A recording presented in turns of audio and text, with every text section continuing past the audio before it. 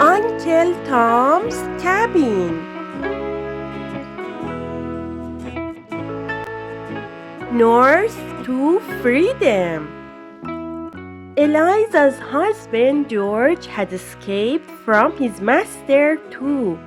George's skin was very lightly colored, so he was able to look like a white man. He did this by coloring his hair yellow. He also put on some rich-looking clothes. Then no one knew he was a runaway slave. George walked into a restaurant. He saw his old friend he was looking for. The friend was Mr. Wilson.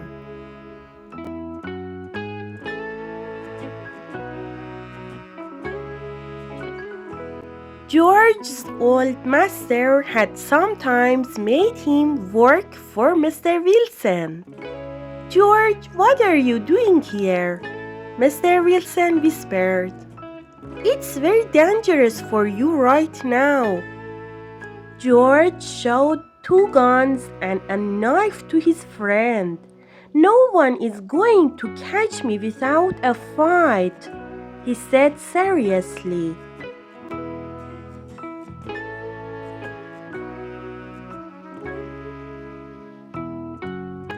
Mr. Wilson took George to a room where they could talk safely.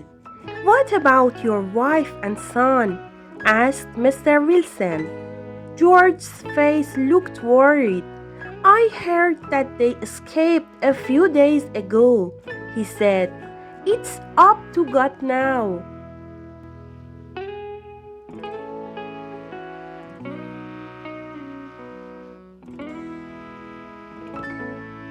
"I want to help you," said Mr. Wilson.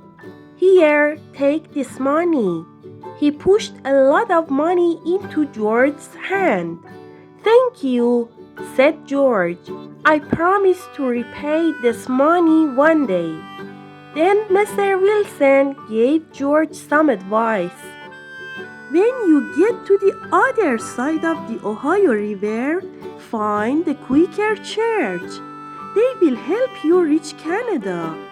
At the same time, the Bird family brought Eliza and Henry to another family who would also help them. These people were Quakers. This Quaker family was very kind. The father's name was Simon and the mother was Rachel. They had 5 children. One day, Simon said to Eliza and Rachel, "Friend David is coming over tonight. He is bringing someone special." Eliza was happy to hear good news. "Friend Eliza, the Lord has blessed you," Simon said very slowly. "He has kept your husband safe." Eliza was shocked.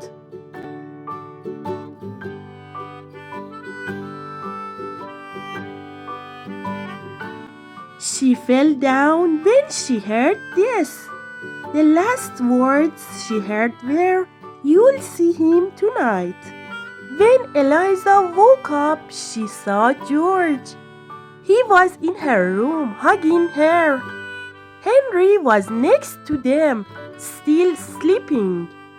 Everyone was very happy.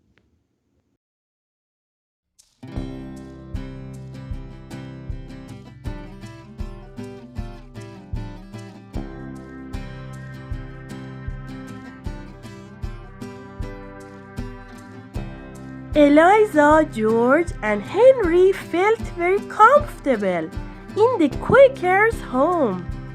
One day, George told Simon that he was worried about him and Rachel. "I hope you will not be punished for helping runaway slaves." "Friend George, if I have to go to jail, it's okay," replied Simon. "We do it for God and man." Suddenly, David burst into the house. "We need to leave now." The slave catchers are coming. They got in the wagon and drove very quickly. They could hear the sound of horses following them. David stopped the wagon in front of a cliff. "Quick, get out!" yelled David. "Climb up to the top of the cliff. It will be hard for them to catch us up there." They climbed the cliff and waited very quietly. The slave catchers were climbing up behind them.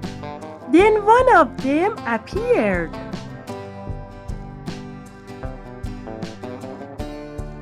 George pulled out his gun and shot the slave catcher.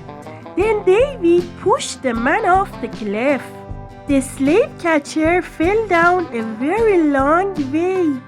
He lay there badly injured. "Help me! Don't go away!" The man called out to the other slave catchers.